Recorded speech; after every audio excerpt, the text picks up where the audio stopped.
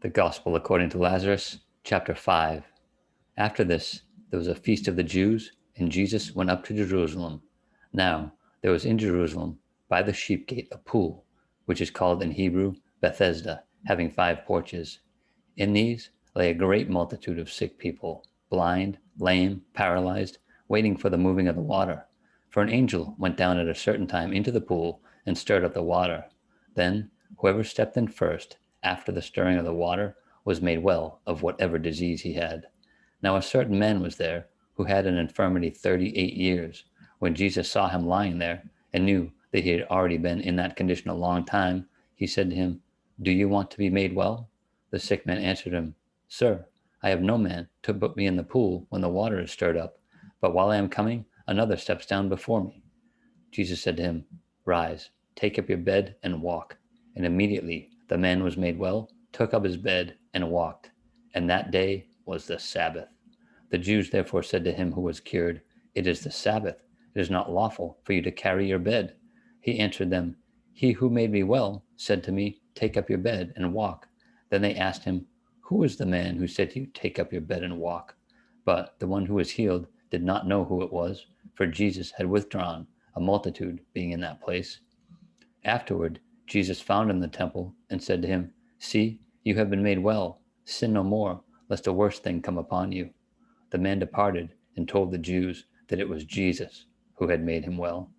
For this reason, the Jews persecuted Jesus and sought to kill him, because he has done these things on the Sabbath. But Jesus answered them, "My Father has been working until now, and I have been working." Therefore the Jews sought all the more to kill him, because he not only broke the Sabbath, but also said that God was his Father, making himself equal with God. Then Jesus answered and said to them, "Most assuredly, I say to you, the Son can do nothing of himself, but what he sees the Father do. For whatever he does, the Son also does in like manner. For the Father loves the Son, and shows him all things that he himself does, and he will show him greater works than these, that you may marvel. For as the Father raises the dead and gives life to them, even so the Son gives life to whom he will.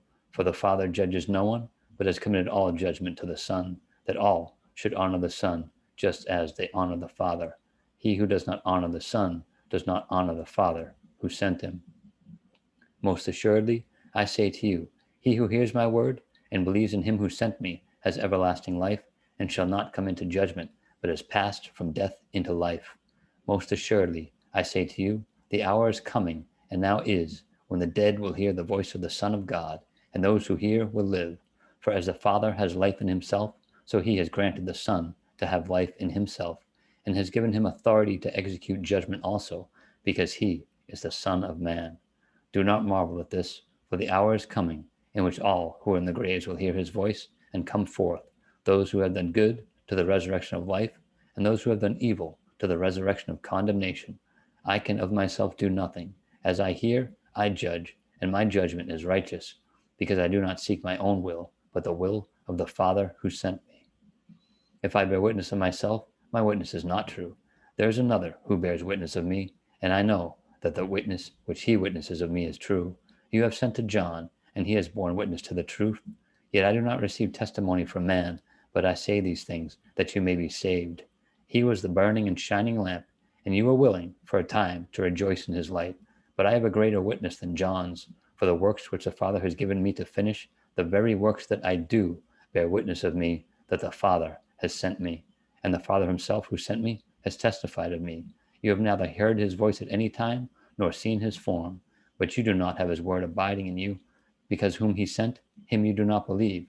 You search the Scriptures, for in them you think you have eternal life, and these are they which testify of me. But you are not willing to come to me, that you may have life. I do not receive honor from men, but I know you, that you do not have the love of God in you.